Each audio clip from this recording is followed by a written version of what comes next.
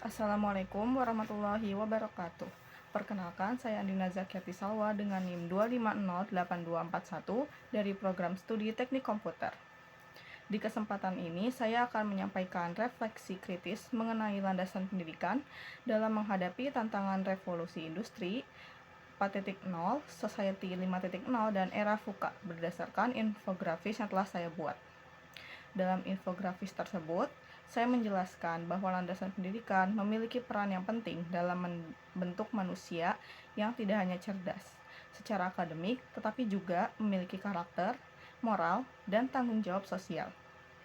Melalui mata kuliah ini, saya memahami bahwa pendidikan bukan hanya sekedar proses untuk memperoleh ilmu pengetahuan, melainkan juga proses untuk membentuk kepribadian dan mempersiapkan generasi yang mampu menghadapi berbagai perubahan di masa depan. Saya juga membahas perkembangan ilmu pengetahuan dan teknologi yang saat ini berlangsung dengan sangat cepat. Kemajuan teknologi yang memang memberikan banyak manfaat dalam dunia pendidikan, seperti kemudahan akses informasi, pembelajaran daring, serta berbagai platform digital yang mendukung proses belajar.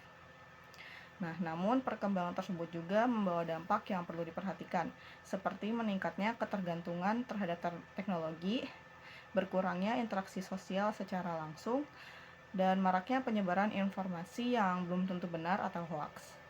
Oleh karena itu, pendidikan bertanggung jawab untuk membekali peserta didik dengan kemampuan berpikir kritis agar mampu memanfaatkan teknologi secara bijak. Nah, jika melihat kondisi pendidikan saat ini, menurut saya Indonesia memang telah mengalami banyak kemajuan, seperti pemanfaatan teknologi dalam pembelajaran yang semakin luas dan akses terhadap sumber belajar yang semakin terbuka. Akan tetapi, masih juga terdapat banyak tantangan yang perlu diselesaikan. Salah satunya adalah kesenjangan kualitas pendidikan antara daerah perkotaan dan daerah yang terpencil. Tidak semua peserta didik memiliki akses yang sama terhadap fasilitas pendidikan dan teknologi.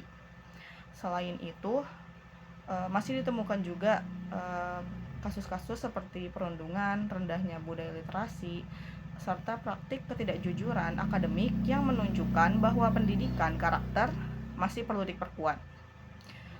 Kemudian saya juga melihat bahwa implementasi nilai-nilai Pancasila dalam pendidikan juga belum sepenuhnya optimal.